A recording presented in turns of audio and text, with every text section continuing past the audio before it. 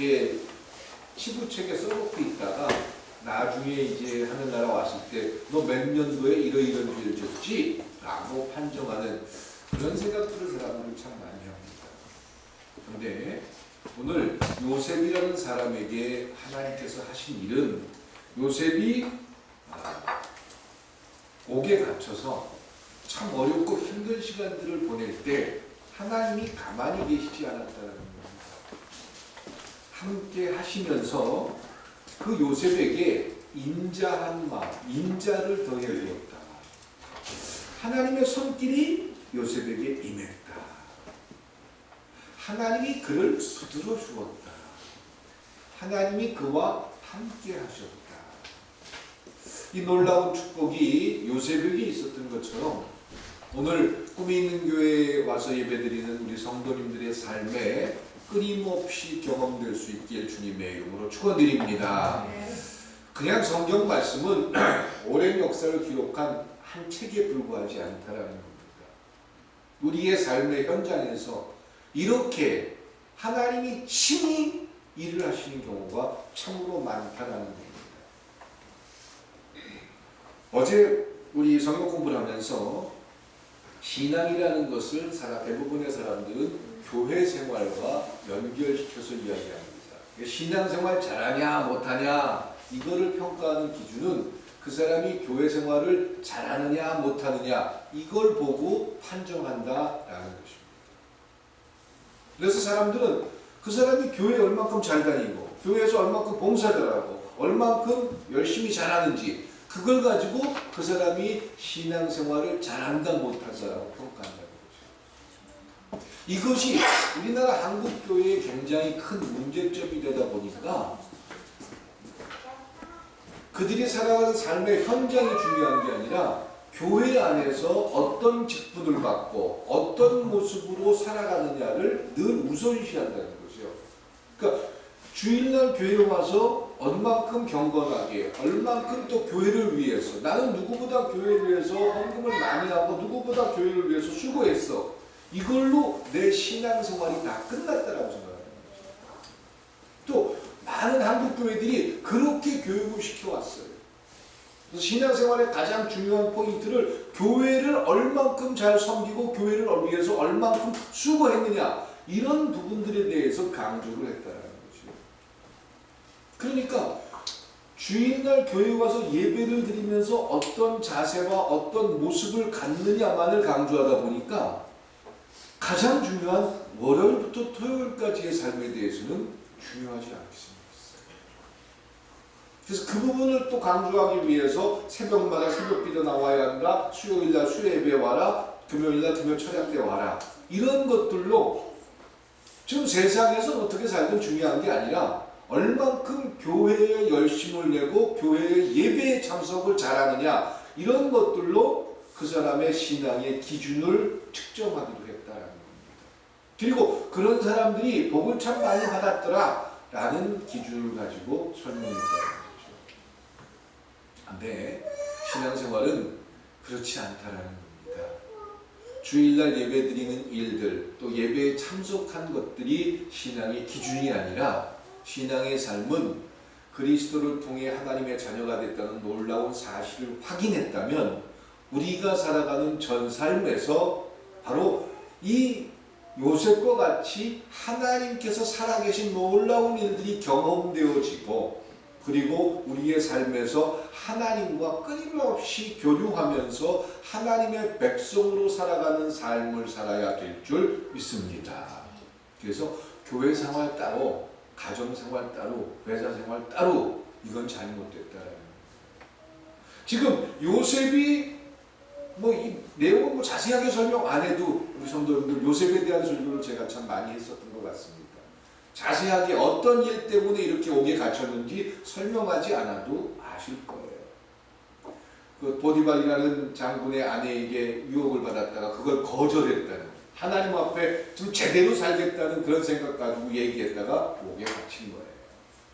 그럼 옥에 갇혀서 지금 하나님이 함께하고 하나님께서 그를 붙들어서 인자를 더하게 했다라는 건 주일날 그랬습니까? 옥에 갇혀 있으면서 주의를 지킬 수 있을까요? 어렵습니다. 불가능합니다. 그럼 분명히 주의를 지키지도 못하고 이럴 경우에 주일 성수 못했어요. 물론 하나님 앞에 예배하는 마음을 가지고 살았을 거예요.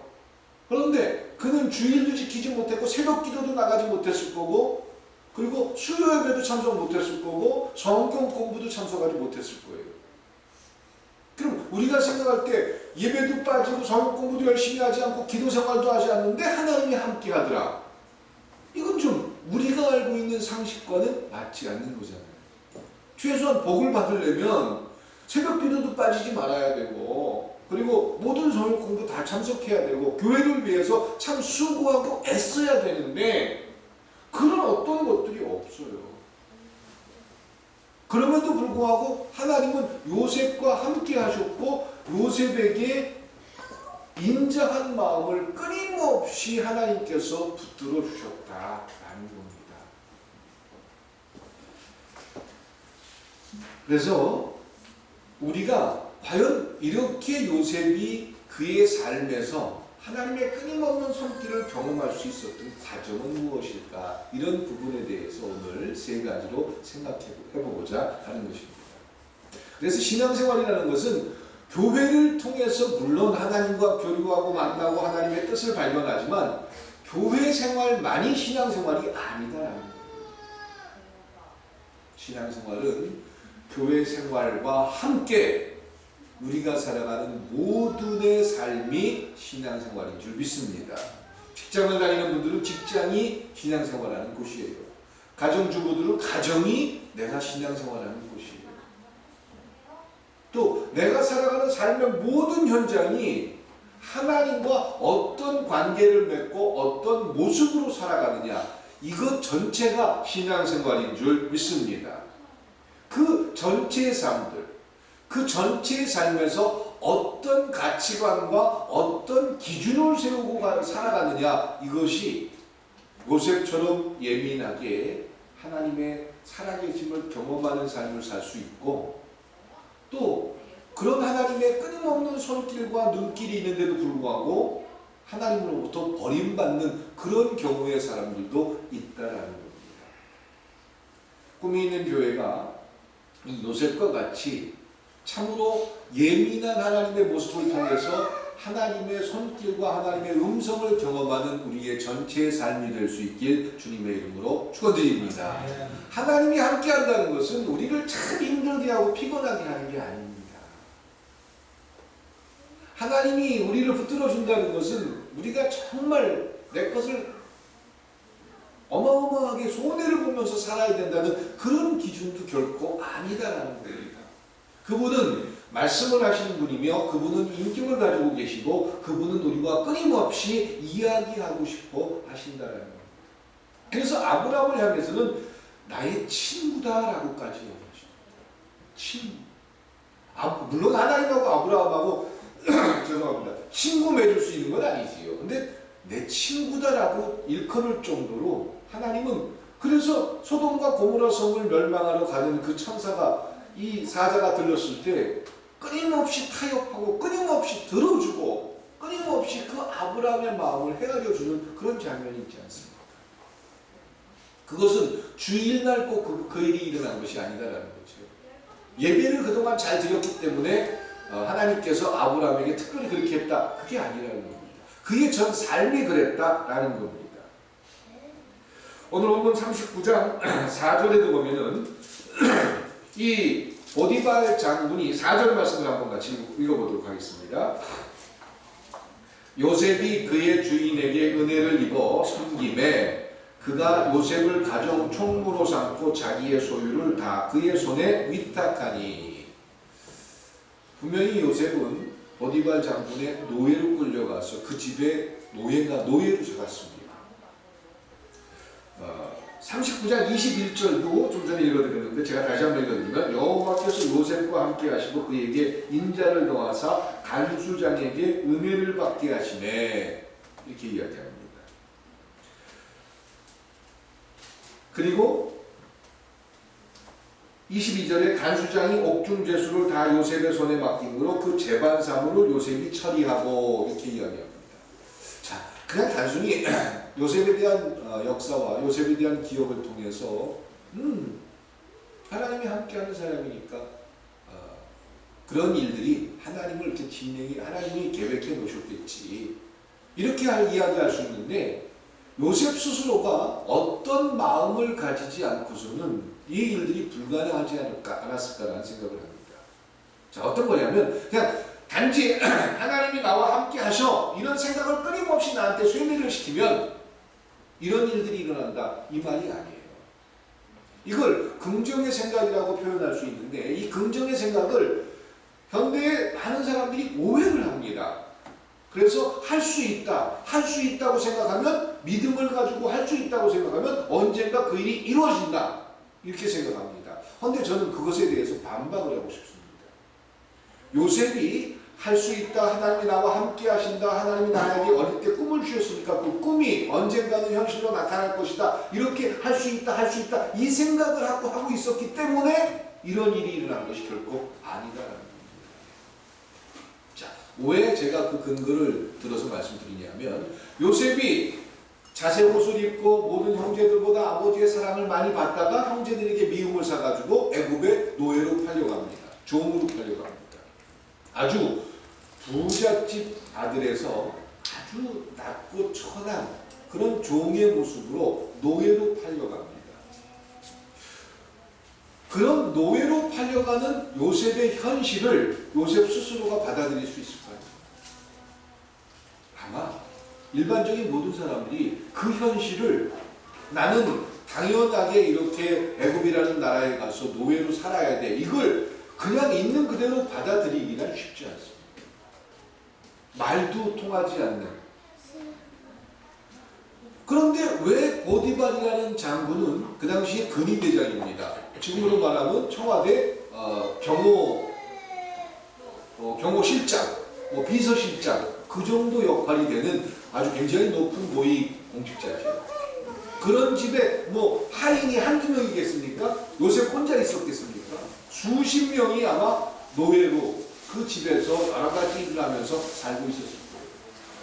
그냥 히브리 민족 중에 좀 어린 소년 같은 아이를 데려다가 그 집에 놨을 뿐입니다. 근데 어느 정도의 시간이 지나고 나서 그 보디발이라는 장군은 요셉한테 자기 집에 창고 열쇠를 맡깁니다. 왜 그렇게 됐습니까? 왜? 저는 이 부분을 우리 성도들이 신앙생활과 연결시켜 주기를 간절히 소망하는 것입니다. 왜 보디발이라는 사람은 요셉에게 창고 열쇠를 맡겼을까요? 또 이제 억울한 일로 감옥에 갇힙니다. 대개 감옥에 갇혀가지고 가자마자 그 다음 날부터 요셉이 간수장이 모든 걸 부탁하고 맡기는 그런 일을 한 게 아닙니다. 요셉이 감옥에서 대략 10년 정도 있었습니다. 10년이라는 기간 동안에 간수장은 요셉에게 전권을 요셉에게 맡깁니다. 그래서 요셉이 그 간수장의 일들을 대신하고 그리고 요셉에게 부탁을 하는 일들이 참 많아집니다. 왜? 보디발도 그렇고 간수장도 그렇고 왜 죄인인 또 종으로 살았던 요셉에게 맡겼을까요? 그 후에 술 맡은 관원장, 떡 맡은 관원장 이들의 꿈을 해몽해가지고 총리가 됩니다. 그런데 그런 대단한 능력을 경험했기 때문에 간수장이 요셉에게 전권을 맡긴 게 결코 아닙니다. 대략 수년 동안의 삶을 지켜봤던 겁니다. 그러니까 요셉은 참 우리가 생각하면 참 억울하고 분통 터지고 기가 막힌 그런 상황에서 그리고 누구나 다 똑같이 원망하고 불평할 수 있는 그런 조건에서 그가 그 보디발이라는 장군에게 또 그 살아가는 주변의 사람들한테 내가 말이에요 히브리에서 온 사람인데 원래 하나님이 나한테 축복하기로 했는데 내가 이 형제들한테 가져가지고 이렇게 살고 있습니다. 난 원래 이런 거 아니었습니다. 그러면서 불평하고 원망했다면 결코 보디발은 요셉에게 자기 집안의 창고키를 맡기지 않았을 겁니다. 누구 때문에 내가 이렇게 된 거야? 난 원래 이런 사람 아닌데 누구 때문에 이렇게 됐어요. 이런 말들을 늘 입에 달고 살았다면 결코 요셉에게 보디발은 맡길 수가 없어요. 여러분들이 만약에 보디발의 입장이라고 한번 생각해 보세요. 누군가에게 우리 집안의 가장 중요한 그런 열쇠를 맡겨야 돼요. 그럼 어떤 사람한테 맡기고 싶으세요? 정말 책임감을 가지고 자기 일에 성실하게 자기가 할 수 있는 최선을 다해서 묵묵하게 그렇게 살아가는 사람에게 아마 신뢰하고 맡기실 거예요. 뭐 큰 소리 치면서 나는 하나님이 함께하는 사람입니다. 내가 기도하면 기도빨이 나타납니다. 뭐 이런 걸로 떠들면서 자기 일을 제대로 하지 않는 그런 사람한테는 절대로 맡기지 않을 거라는 거죠. 하나님이 함께하사 그가 누릴 수 있었던 굉장한 복은 자기의 현실에 대해서 불평하고 원망하기보다는 그 상황에서 최선을 다할 수 있는 게 무엇인가? 노예로 끌려가서 종이 된 그의 삶의 현장에서 그 요셉이라는 어린아이가 최선을 다해서 또 하나님 앞에 부끄럽지 않기 위해서 최선을 다할 수 있는 삶이 무엇일까? 최선을 다하고 사람들 앞에 성실하다. 이것을 인정할 수 있을 거예요. 두 번째가 있습니다. 하나님 앞에 부끄럽지 않기 위해서 그가 살았다라는 걸 반증하는 내용이 있습니다. 그게 뭐죠? 그 당시에 뭐 성적인 타락이나 이런 부분들은 문화가 발달한 그런 나라일수록 그렇게 중요하게 생각하지 않았습니다.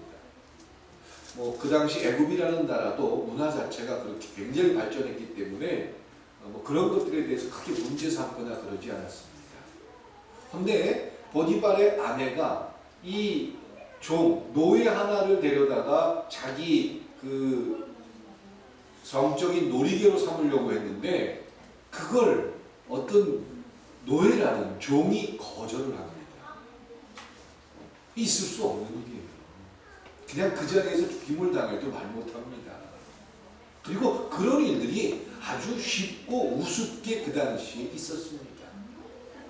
그런데 요셉은 정당하게 그 일을 거절합니다. 이건 요셉이 가지고 있는 분명한 가치관, 하나님 앞에 내가 어떤 모습일까? 이건 주일날 교회 잘 나오고 헌금 잘 내고 봉사 잘하는 그게 아니라 그의 전체의 삶에서 하나님 앞에 내가 어떤 모습이 되어야 할까? 이것에 대해서 끊임없이 물음을 가지고 살았다는 거예요. 그 물음을 가지고 살았던 그 삶이 바로 하나님이 함께하는 삶이었다는 겁니다. 자, 이스라엘 사람들이 광야 40년 동안 살 때 낮에는 구름기둥, 밤에는 불기둥이 그들을 지켜줬어요. 눈에 보여요. 그런데도 원망하고 불평하는 게 사람들입니다. 생각해 보세요. 구름기둥이라는 건 아주 시원하고 선선하게 만들어주는 그런 환경을 만들어줍니다. 사막이라는 곳이 밤이 되면 아주 추워서 못 산대요. 그 정도로 추워진다는데 거기에 불기둥이 쫙 주변을 지켜가지고 온화하게 만들어줍니다. 신발이 닳지 않습니다. 옷이 해지지 않습니다. 그런 하나님, 아침이면 나가보면은 만나가 내려옵니다. 그 바위를 들고 다니면서 언제든지 물이 거기서 샘솟아 나옵니다. 그렇게 살아가는데도 그들은 멍망합니다. 내가 한번 보거나 하나님이 나한테 말씀만 한마디 하면 나는 절대로 하나님 의심하지 않아. 내가 지금 하나님 앞에 원망스러운 건 누구한테는 속삭속삭 얘기를 잘해주면서 왜 나한테는 안 해주시는 거야? 이렇게 생각할 수도 있습니다. 그런데 이 요셉이 노예로 끌려가서 종생활을 하고 그리고 나서 이런 그가 참 어렵고 힘든 그 어린 시절을 거쳐가면서 요셉이 날마다 잠만 자면 하나님께서 꿈에 나타나가지고 요셉아 조금만 참아라. 좋은 일이 있단다. 내일은 그 주인 여자가 너를 유혹할 텐데 너 스스로를 잘 지켜야 된다. 이렇게 날마다 그런 얘기를 했느냐라는 거예요. 요셉이나 우리나 그런 구체적인 이야기를 날마다 듣기는 쉽지 않았을 거예요. 그런데 그의 기준과 가치가 그 하나님께서 그에게 준 놀라운 축복이 하나 있는데, 여러분들이 주일날 하나님 앞에 와서 예배드리면서 하나님께서 내 예배를 받아주신다라는 놀라운 믿음이 있는 것처럼, 요셉이 살아가는 삶에서 정말 억울하고 불평스럽고 누구 때문에 이렇게 됐다라고 땅을 치면서 원망할 그런 상황인데도 그의 마음속에 하나님이 믿어주고 있었다는 거예요. 하나님이 믿어지면 그에게 좋은 일들이 많아야 되는데 종으로 팔려가고 노예가 되고 억울한 일도 참 수없이 당하고 그런 모습들이 그의 앞에 끊임없이 놓여져 있었습니다. 그럼에도 불구하고 그는 자기 자신의 일들에 대해서 최선을 다했다는 겁니다. 최소한 누구한테 핑계를 대지 않았다는 거예요. 자, 그러면 대조를 해드리겠습니다. 하나님 앞에 은혜를 받은 사람들, 하나님이 함께하는 사람들의 공통적인 모습은 어떠한 환경과 상황에서도 그 일들에 대해서 하나님 앞에 수용하더라. 그럼에도 불구하고 그들은 최선을 다하더라. 그것이 하나님으로부터 받은 놀라운 하나님의 사람들이 받는 축복인 줄 믿습니다. 아까 제가 묵상 기도할 때 시편 23편을 제가 공독해드렸어요. 여호와는 나의 목자시니 내게 부족함이 없다. 이 시편은 다윗이 왕이 되고 나서 기록한 게 아닙니다. 참 고통스럽고 힘든 그런 삶을 살아갈 때 그는 늘 소망하고 의지하는 그 하나님을 붙들면서 그런 시편을 썼던 겁니다. 중요한 것은 우리가 신앙의 삶을 살아간다라는 것은 내가 힘들고 어려워도 좋은 일이 있을 거야, 좋은 일이 있을 거야, 나는 잘 될 거야, 하나님이 나 축복할 거야, 이렇게 생각을 해서 그 생각한 대로 되더라, 이렇게 긍정적인 생각을 해야 된다, 이게 아니라는 거예요. 어떠한 삶의 현장과 또한 어떠한 고통과 누군가 나를 음해하고 내가 부끄러운 일을 당할지라도 하나님 앞에 내 삶의 현장에서 가장 최선을 다할 수 있는 게 무엇인지를 찾고 그 일들에 최선을 다하는 모습이 하나님 앞에 올바른 신앙인의 모습인 줄 믿습니다. 누구한테 핑계댈 게 없다는 거예요. 지금 내 역할, 내 입장, 내 상황, 이것이 지금 하나님께서 나에게 맡겨주신 일이라면 그 상황 속에서 최선을 다하는 자가 하나님을 의지하고 하나님 앞에 긍정적인 생각을 가지고 사는 사람들의 모습인 줄 믿습니다. 결코 회피하지 않는다는 거예요. 자기의 책임을 누군가에게 떠넘기지 않는다는 거예요. 최선을 다한다는 거예요. 그러니까 요셉이 노예로서 최선을 다하고 성실했고 하나님 앞에 부끄럽지 않으려고 애를 썼기 때문에 그 모습을 본 보디발이 어느 누구도 아니고 요셉에게 자기 집안의 가장 중요한 열쇠를 맡겼다. 그런데 그 보디발 그렇게 수년 동안 요셉을 지켜봤는데 자기 부인이 요셉한테 그런 일을 했는 걸 그 보디발이 몰랐겠습니까? 알았을 거예요. 보디발은 요셉이 결코 자기 부인에게 그런 유혹을 하거나 그런 짓을 하지 않았다는 거, 그런 짓을 할 사람 같으면 자기 키를 맡기겠습니까? 딱 요 보디발이 하나만 조건으로 내 부인의 침상만 더럽히지 마라. 그럼 내가 우리 집안에서 너한테 모든 걸 다 허락할게. 네가 알아서 해.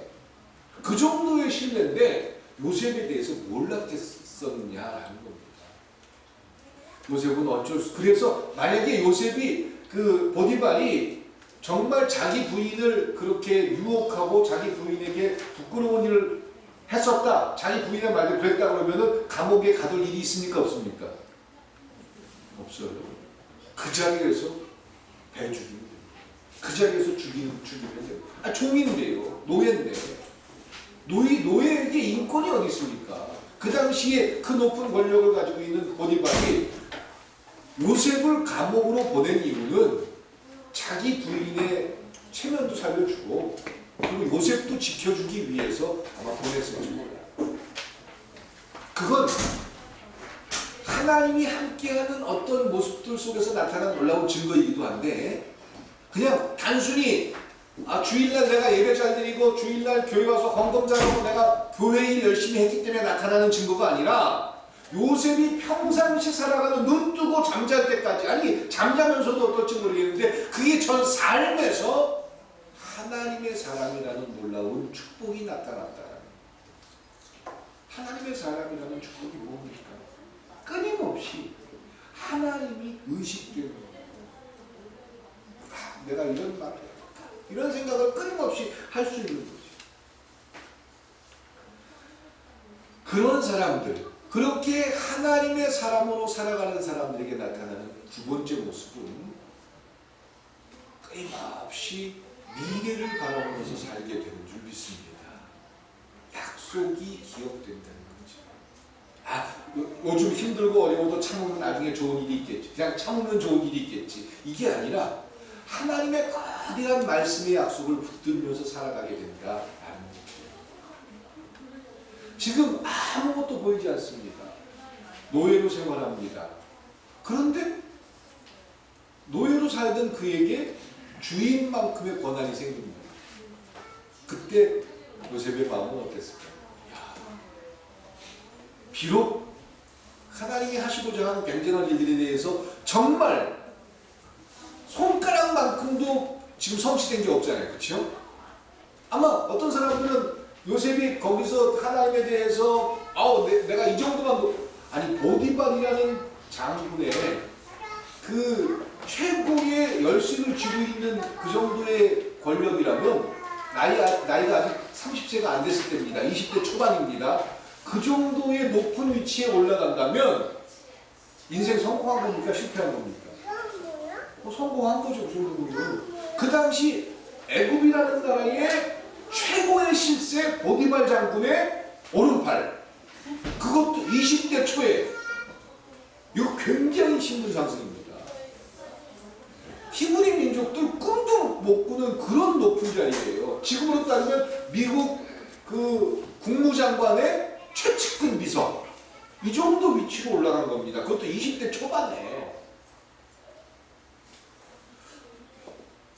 그것이 요셉에게 꿈이었느냐?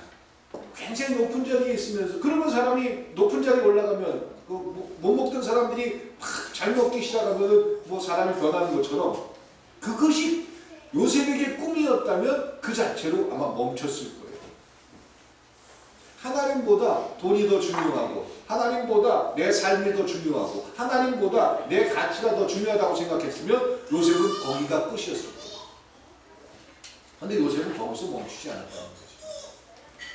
그리고 하나님 앞에 끊임없이, 왜 그걸 증명할 수 있냐면 보디발이라는 여인이 유혹했을 때 거절합니다. 그러면 그 보디발의 지금 오른팔이지요. 거기다가 보디발 부인의 정부가 돼가지고 부인의 오른팔이 되지요. 그러면 이거는 더 큰 신분상승이에요. 더 대단한 위치가 생길 거예요. 그런데 요셉이 추구하는 삶은 그런 게 아니었다는 거죠. 미래를 보고 약속을 보고 어떻게든지 내가 부자가 되려면, 어떻게든지 내가 사업에 성공하려면 어떤 부정적인 일도 나는 괜찮아, 이게 아니었다는 거죠. 하나님의 약속을 끊임없이 추구했어요. 그러다 보니까 넓은 길이 아니라 좁은 길이 또 나와버립니다. 감옥에 갇혀버립니다.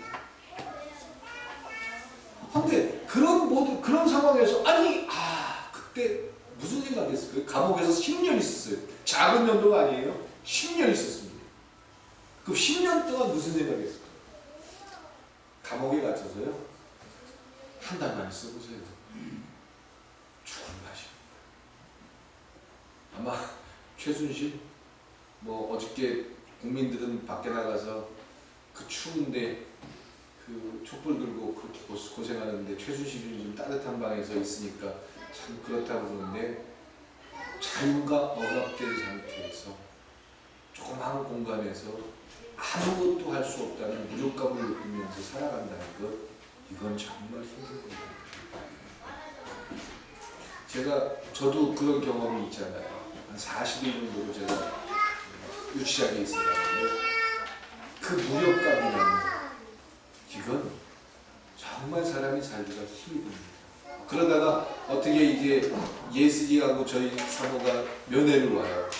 그럼 면회 오면 면회소에서 아기는 못 들어오니까 그때 예슬이가 4살 때, 3살 때, 대우보다 조금 클 때니까 그러면 저희 집사람은 들어와가지고 저하고 면회하는 동안에 저희 아이는 들어오질 못하고 밖에서 이렇게 밑을 쳐다보면서 본가가 저기 뭐 하는 데야? 그러면서 우리 아빠 저기 있어! 무슨 할머니하고 그 얘기를 하는데 그게 들려요, 면회실에. 그냥 가슴이 막 메워지는 게 그냥 애 손이라도 한번 잡아보고 싶은 거예요. 그 한 보름 정도 못 봤다는 거 하나 때문에. 그렇다고 저 거기서 평생 있을 거 아니에요. 걔 한 2달 정도 있으면 나갈 거고 그것도 대충 알고 있어요. 그런데도 내가 할 수 없다는 그 무력감을 느낄 때 사람들이 너무 힘이 돼요. 근데 10년이라는 시간을 감옥에서 생활한 게 요셉이에요. 어느 날 눈 한번 뜨고 났더니 부자가 돼 있고 어느 날 눈 한번 뜨고 났더니 애굽의 총리가 됐고 이게 아니라는 거예요. 10년이라는 생활을 그 감옥에서 감옥이라는 데는 그냥 데가 아니잖아요. 근데 거기서도 여전히 성실하게 한참 펄펄 뛰면서 일할 나이인 20대 때 감옥에서 10년을 썩었어요. 얼마나 원망스러워. 하나님 이게 뭐예요? 이러려고 나 자색 옷 입혔고 이러려고 나 하나님께서 어릴 때 그 꿈을 주셨어요? 모든 형제들이 나한테 전하는 꿈을 그때 주신 거예요? 이러려고 하신 거예요? 원망하시오. 우리는 조금만 누가 나한테 좀 안 좋은 얘기만 해도 그걸로 화가 나가지고 누구 때문에 그랬다고 생각하는 게 우리인데 그게 우리잖아요. 그치?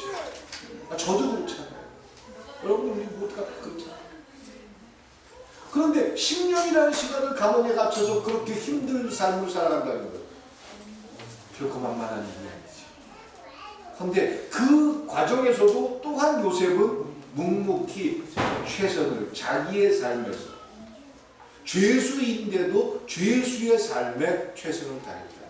그래서 오늘 제가 21절을 같이 읽자고 한 이유가 21절에 여호와께서 요셉과 함께 하시고 그에게 인자를 더하사 함께 한다는 것은 광야 시대의 그 이스라엘 백성들에게 구름기둥 불기둥 이런 거 얼마나 좋겠어요.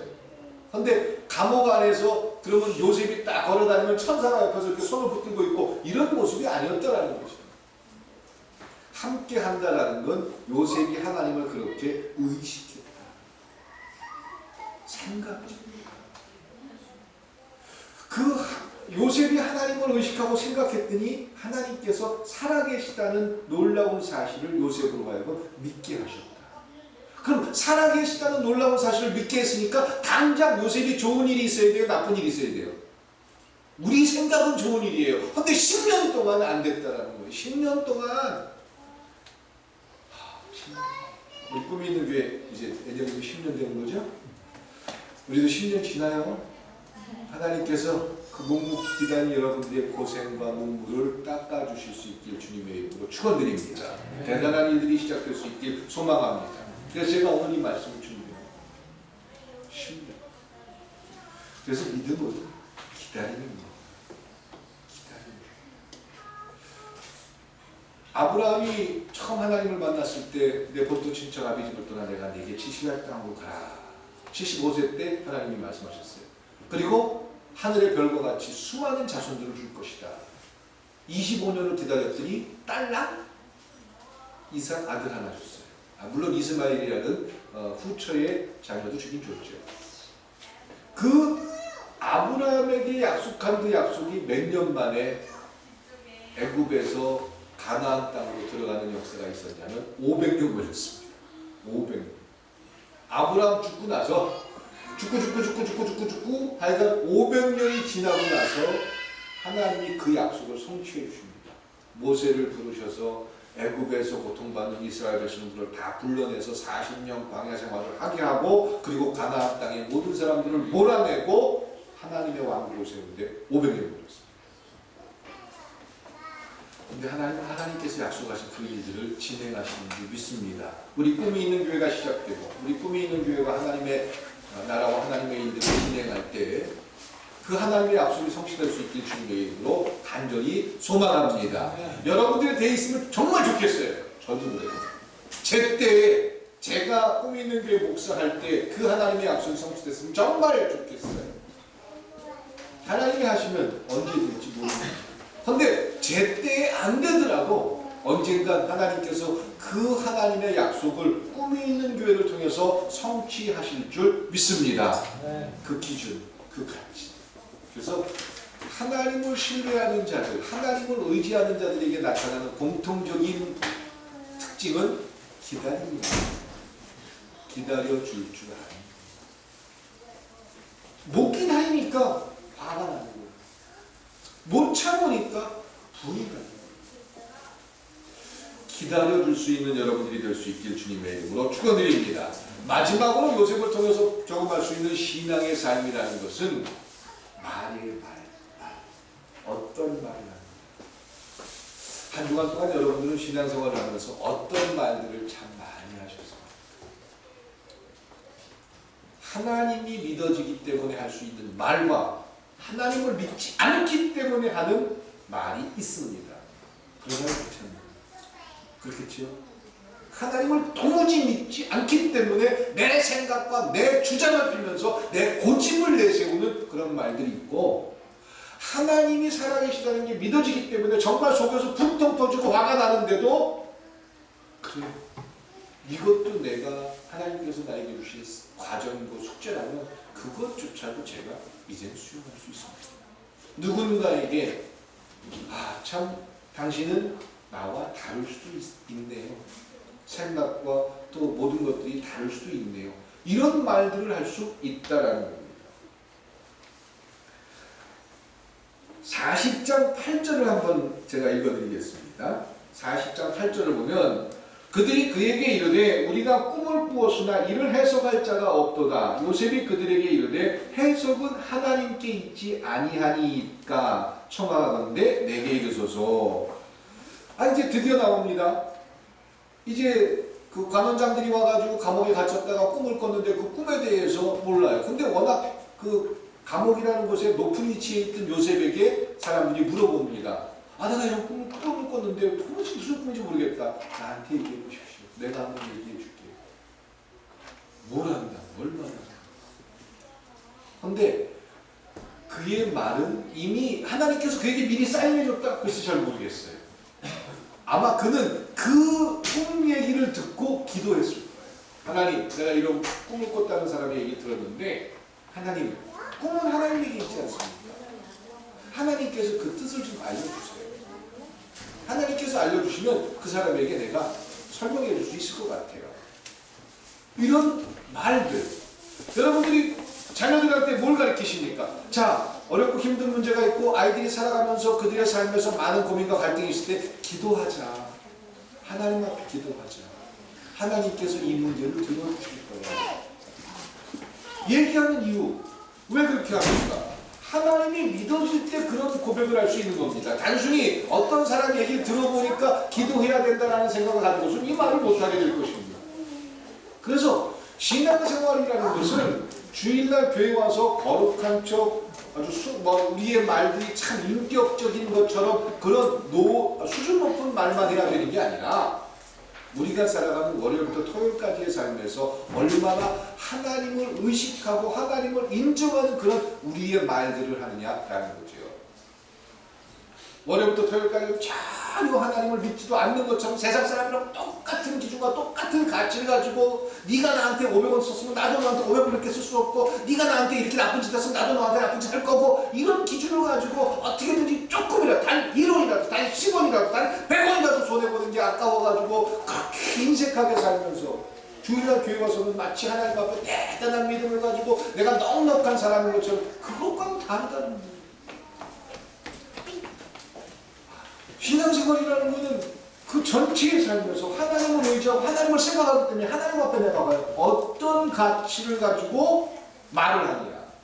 그 말을 하는 대상들은 누가 됩니까? 가족입니다. 자녀입니다. 우리가 자주 만나는 모든 사람입니다. 그들 앞에 어떤 말을 하느냐. 어떤 투로 말을 하느냐. 이것이 바로 요셉과 같은 그런 말들 하나님은 기억하고 계십니다. 다 알고 계십니다. 하나님이 기억하는 건 주일날 교회 와서 얼만큼 예배 잘 드렸느냐, 얼만큼 돈 많이 냈느냐 이게 아니에요. 가장 사랑하는 아내에게, 가장 사랑하는 남편에게, 가장 사랑하는 자녀 앞에 어떤 모습과 어떤 자세로 살아가느냐 이것을 보고 계십니다. 그리고 어느 날 그 하나님의 약속은 요셉에게 축복으로, 여러분들이 생각하는 그 놀라운 축복으로 나타납니다. 바로 왕이 요셉을 부릅니다. 그리고 바로 왕의 꿈을 해석해 줍니다. 바로 왕은 자기 손에 띄었던 인장, 그냥 단순한 반지가 아니에요. 그 반지의 효력은 바로 왕의 효력입니다. 왕의 권한을 줍니다. 그 당시 애굽이라는 나라는 전 세계에서 가장 부유한 나라고 가장 큰 나라입니다. 7년 풍년 동안에 그 애굽이라는 나라가 모아들인 모든 곡식, 저장해 놓은 창고에 있던 모든 곡식은 전 세계가 7년 흉년을 받았을 때 전 세계 인구가 먹을 수 있는 그런 양식이 될 수 있습니다. 하나님의 계획은 놀랍고 대단했습니다. 물론 요셉이 그렇게 될 거라고 하나님은 알고 계셨겠지요. 그런데 그 요셉이 그 하나님의 기대에 완전히 부합하니까 그 요셉이라는 한 사람 때문에 수천만 명이 굶어 죽을 수 있는 그런 역사적인 상황 속에서 그를 통해서 하나님께서 수천만 명을 먹여 살리는 놀라운 일들을 진행하십니다. 그러려면 처음부터 하나님 흉년 풍년 그거 없게 하셨어야지. 제가 하나님이라서 그 대답을 잘 못하겠어요. 그런데 하나님은 그 하나님의 사람들을 이 지구의 역사 속에서 이렇게 숨은 곳에 엘리야가 하나님 앞에 원망하고 나 혼자 싸우려니까 힘듭니다 이렇게 하나님 앞에 기도할 때 하나님 뭐라고 그랬어요? 그러지 마라. 내가 숨겨둔 선지자가 얼마나 많은 줄 알아요. 수백 명이 있다 하고 엘리야에게 이야기해 주십니다. 여러분들 모두는 이 땅 가운데 참된 그리스도인으로 살아가는 삶을 살 수 있길 축원드립니다. 그리고 여러분들의 생각, 여러분들의 기다림과 여러분들의 말을 통해서 하나님의 일이 멋지게 진행될 수 있기를 소망합니다. 여러분들 자녀를 키울 때 꿈을 가지잖아요. 하나님 저한테 어떤 꿈을 가지고 계시겠어요? 저를 불러다가 그렇게 뭐지 아주 좋고 고생 좀 많이 해봤어요. 앞으로 어떻게 될지 잘 몰라요. 근데 그렇게 다듬고 가지고 하나님 저를 좀 사용하고 싶으실 거예요. 멋지게 쓰고 싶을 거예요. 근데 제가 준비되지 않고 제가 그 하나님 마음을 처음 제 욕심만 내면서 누구한테 핑계만 대고 있다면 저는 하나님께서 맡긴 일을 할 수 없을 거예요. 우리 꿈이 있는 교회 여러분들이 또 여러분들이 이제 2017년도를 준비하면서 그 굉장한 하나님의 계획에 동참할 수 있기를 멋진 그리스도인으로 살아갈 수 있기를 주님의 이름으로 축원합니다. 기도드리시겠습니다. 사랑과 은혜의 하나님, 하나님은 결코 우리를 못나고 부족하고